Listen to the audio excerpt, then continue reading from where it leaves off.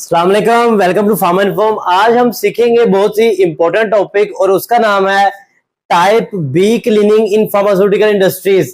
आप में से बहुत कम लोग जानते होंगे कि जो फार्मास्यूटिकल इंडस्ट्रीज में हम क्लीनिंग करते हैं उनकी भी टाइप होती है और उनको हम बोलते हैं type A cleaning, type B cleaning, type C cleaning. और बहुत से लोग जिन्होंने इसके बारे में सुना हुआ है उनको मोस्टली यही कंफ्यूजन रहती है कि हम टाइप ए क्लीनिंग कब करते हैं, टाइप बी क्लीनिंग कब करते हैं और टाइप सी क्लीनिंग कब करते हैं। आज की वीडियो स्पेसिफिकली हमारी रिलेट करेगी टाइप बी की क्लीनिंग के साथ। अगर आप टाइप बी क्लीनिंग को सीख लेंगे तो टाइप ए और टाइप सी को सीखना आपके लिए बहुत ही आसान होगा। अगर आपको ये वीडियो पसंद आएगी तो आप कहेंगे तो हम ए और सी के ऊपर भी वीडियो रिकॉर्ड करेंगे।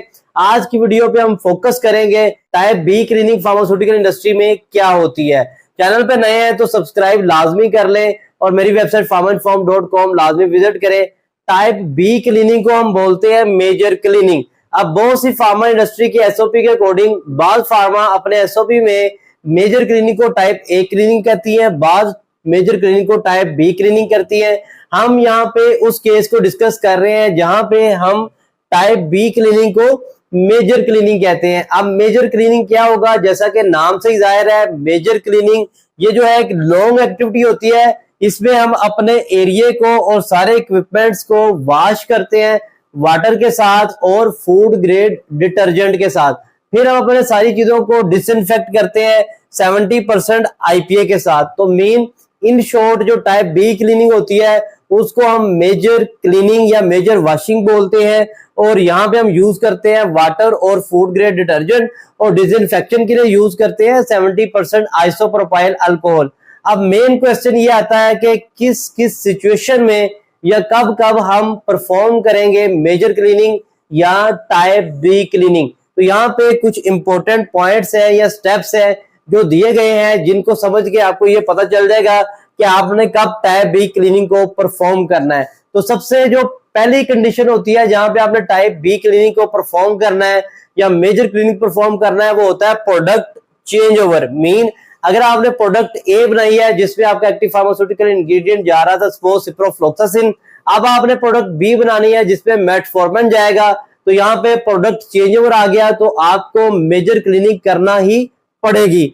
दूसरा केस ये होता है कि आपकी जो प्रोडक्ट है वो चेंज नहीं हो रही होती लेकिन आपकी जो प्रोडक्ट की पोटेंसी है वो चेंज हो रही होती है। और वो किस ऑर्डर में चेंज हो रही होती है, वो चेंज हो रही होती है high potency to low potency. Mean आपने एक प्रोडक्ट मैन्युफैक्चर की जिसमें मेटफॉर्मिन आपकी जा रही है 850 मिलीग्राम, अब आपने एक दूसरी प्रोडक्ट मैन्युफैक्चर करनी है जिसके अंदर आपकी मेटफॉर्मिन जा रही है 500 मिलीग्राम। तो जो प्रोडक्ट है वो सेम रही लेकिन जो स्ट्रेंथ थी उसकी वो चेंज होगी हाई टू लो। ये दूसरे स्टेप का मतलब ये है कि आपकी स्ट्रेंथ तो चेंज होगी है सेम प्रोडक्ट के लिए लेकिन आपकी प्रोडक्ट चेंज नहीं हुई। मीन आप एक ही प्रोडक्ट की दो स्ट्रेंथ बना रहे हैं और हाई से लो पे शिफ्ट हो रहे हैं।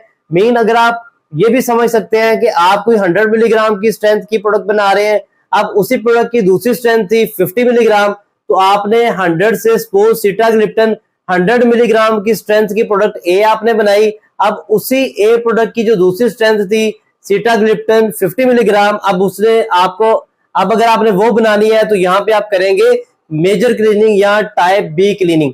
अब जो तीसरी कंडीशन है वो कौन सी कंडीशन है जिसमें आप जो है वो टाइप बी क्लीनिंग परफॉर्म करेंगे, वो ये है same product but colour change. Mean आपकी प्रोडक्ट जो है वो सेम है बट उसमें कलर चेंज हो रहा है। मीन अगर आपने हम पिछले एग्जांपल को ले लेते हैं कि एक प्रोडक्ट बना रहे हैं सिटाग्लिप्टन की प्रोडक्ट है जिसमें 50 मिलीग्राम और 100 मिलीग्राम की दो स्ट्रेंथ जा रही है।